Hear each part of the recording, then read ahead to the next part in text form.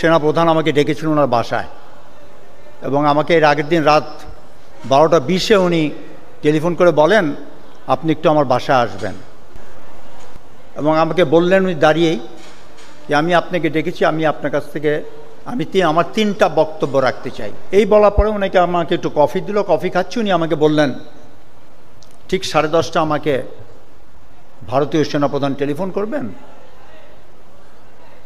তখন বাজে আমার মনে হয় 10:25। আমি ঘড়িটা থেকে বললাম তাহলে তো আমার চলে যেতে হয়। উনি বললেন না, আপনি বসেন, আপনি শুনেন।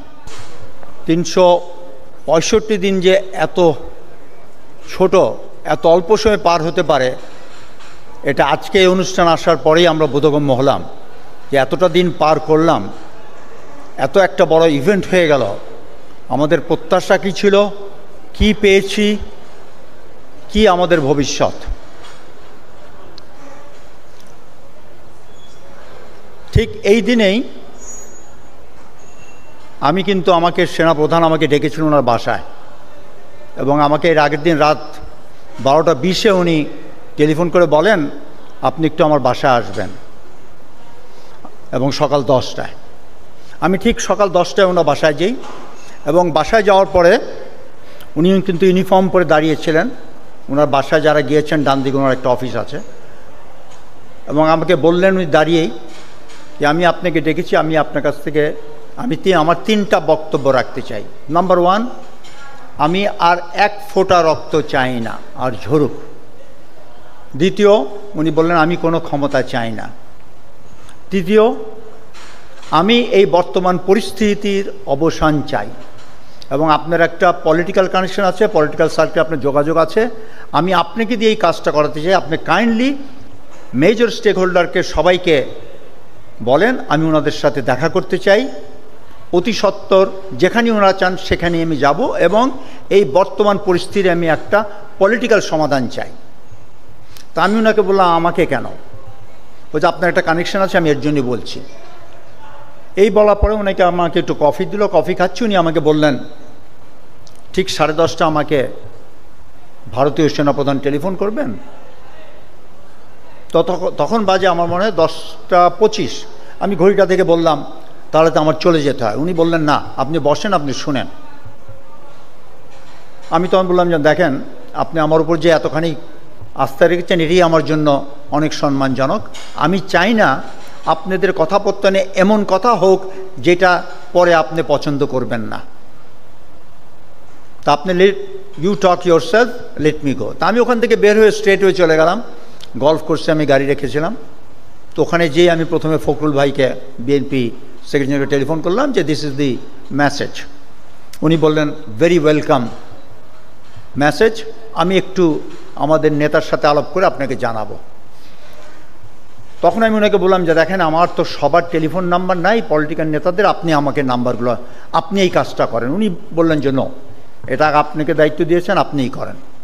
তা আমি বের হই, উনি আমাকে তার নাম্বারগুলো দেন, আমি যোগাযোগ করে যতজনকে পেরেছি খবর দিয়েছি। ওই খবর দিয়েই কিন্তু আমি ঠিক মনে আনুমানিক 11টার দিকে আমি এই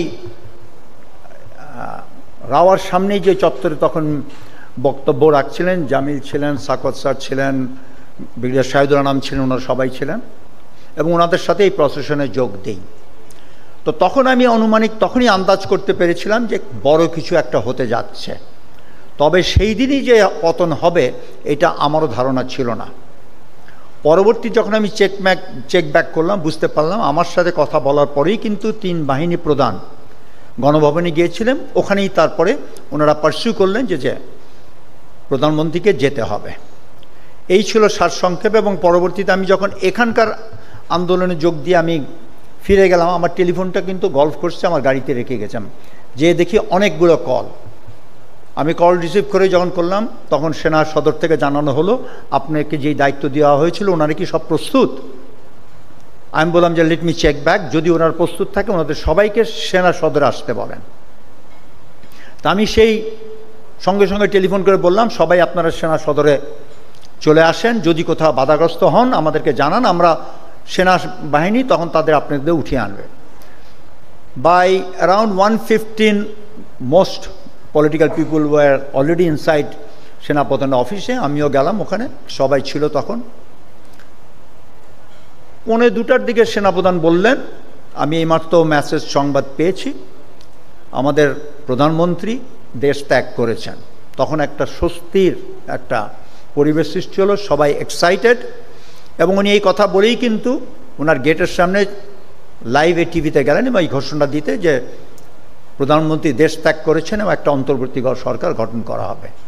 তো উনি ওখান থেকে ফিরে এসে সব পলিটিক্যাল নেতাদেরকে বললেন যে আমি এখন রাষ্ট্রপতির কাছে যাব, আপনারা যদি আমার সাথে যান তাহলে এটা ভালো হয়। তখন অনেকেই বললেন যে না, এটা আপনার ব্যাপার, আপনিই যান, আপনারা করে দেন। তখন আমিও ইন্টারভিউ করলাম। তখন আনিস ভাই ছিলেন জেপি পার্টি, উনিও বললেন যে নো, উই মাস্ট অল গো।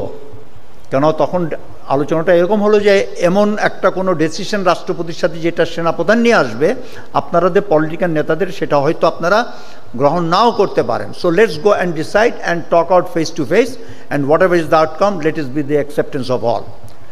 ওই ডিসিশনের উপরে নির্ভর করে 2টা কোস্টার দেওয়া হলো, সব পলিটিক্যাল ইন দ্য কোস্টার্স, 3 সার্ভিসেস চিফ, এপিসিয়ান নিয়ে।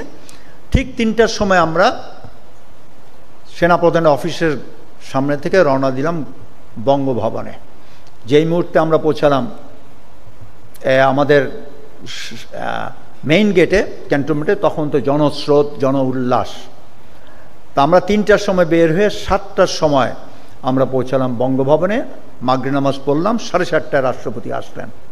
রাষ্ট্রপতির সংক্ষিপ্ত বিবরণ রেখে উনি মির্জা ফখরুল ইসলাম আলমগীর ওনাকে বক্তব্য রাখতে বললেন। উনি ওনার বক্তব্য রেখে ওই মুহূর্তে বললেন যে বেগম খালেদা জিয়াকে এই মুহূর্তে ওনাকে কারাবন্দি থেকে ওনাকে স্বস্তি দিতে হবে।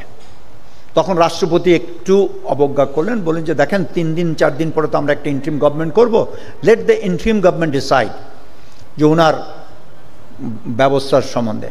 তখন কিন্তু সেনাপ্রধান, I am telling you right on the face of everybody, উনি বলেন যে no sir, you have the authority, you are the sole person, you have to release Begum Khaleda Zia instantly। আচ্ছা, এরকমভাবে সবাই বলার পরে আমার পাল্লা যখন এসেছিল আমি কিন্তু 3টা বলেছিলাম। 3টা কথা হচ্ছে, একটা কথা হচ্ছে যে পুলিশকে নিয়ে, কেন ডিজিএফআই চিফ তখন ওই কনফারেন্সে ছিলেন এবং ক্ষণে ক্ষণে উনি he was giving a running commentary as to what is happening in the various police stations in Dhaka. তো তখন ওই বক্তব্যে আমি বললাম যে দেখেন, পুলিশের যে অবস্থা আমরা সবাই জানি, কেন পুলিশের এই করুণ অবস্থা।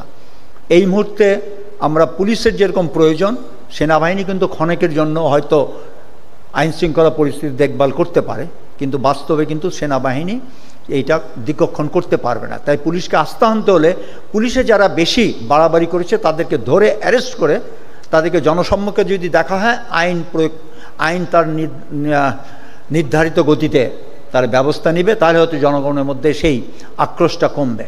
দ্বিতীয় কথা ছিল যে ওই সময় একটা খবর ছিল সব জায়গায় যে সব নেতারা পালিয়ে যাচ্ছে এয়ারপোর্টের মাধ্যমে। এয়ার চিফ ওখানেই ডিসিশন দিলেন, airport will be closed immediately. The third point, আমাকে হাসান নাসির টেলিফোন করেছিল যখন আমি ওখানে বসেছিলাম রাষ্ট্রপতি ভবনে, যে এখানে আমরা আয়নাঘরের সামনে ডিজিএফের সামনে আমরা এবং যারা ক্ষতিগ্রস্ত পরিবার, যাদের পরিবাররা ঘুম খুন হয়েছিল, তারা এখানে দাঁড়িয়ে আছে। আমরা এই আয়নাঘরে যারা আছে তাদেরকে আমরা এখান থেকে বের করে আনতে চাই। আমি এই কথাটা রাষ্ট্রপতির সামনে উঠালাম। রাষ্ট্রপতি একটু আশ্চর্য হলেন, আয়নাঘর বলতে কিছু আছে কি না। উনি একটু সন্দেহ পোষণ করলেন। আমি বললাম যে দেখ মহামান্য রাষ্ট্রপতি, আয়নাঘর আছে কি না এটা আমিও জানি না, আপনিও জানেন না। Whether it is virtual or real, we have no idea. এখানে তো ডিজিএফআই চিফ আছেন, লেট হিম ক্লিয়ার। ওই মুহূর্তে সেনাপ্রধান কিন্তু স্টেজে বললেন, sir I will take care of it, they will all be released. So that was the scene that day. তখন কোনো কারোর প্রশ্ন বিপ্লবী সরকার কারোর মনে আসে নাই, সবাই কিন্তু প্রশান্তিতে শান্তিতে ছিল যে স্বৈরাচার পালিয়েছে। তো যাই হোক, আমার আজকে বক্তব্যের মধ্যে একটা আমি বলতে চাই, যেটা আমরা যারা রিটায়ার্ড অফিসাররা, Mirpur DSS basically leading role, রাও অনেক রোল প্লে করেছে এখানে, যে আমরা যেই আমাদের যতখানি অংশগ্রহণ ছিল, it had a tremendous significance, যেই সিগনিফিক্যান্স আজও পর্যন্ত the nation has not recognised. And we as a team, আমার মনে is time we must recognise. কেন 3, 4, 5 এই 3 দিনের মেইন ঘটনা এবং আমাদের রিটায়ার্ড অফিসারদের পারফরমেন্সের জন্যই কিন্তু, আমাদের বিদ্রোহের জন্যই কিন্তু সেনাবাহিনীর উপরে এটা একটা বিরাট প্রভাব পড়েছে। এবং সেই প্রভাবের পরিপ্রেক্ষিতেই কিন্তু আমি মনে করি হাসিনার তক্তা উল্টাইছে। তা আমাদের এই স্বীকৃতি অবশ্যই দিতে হবে।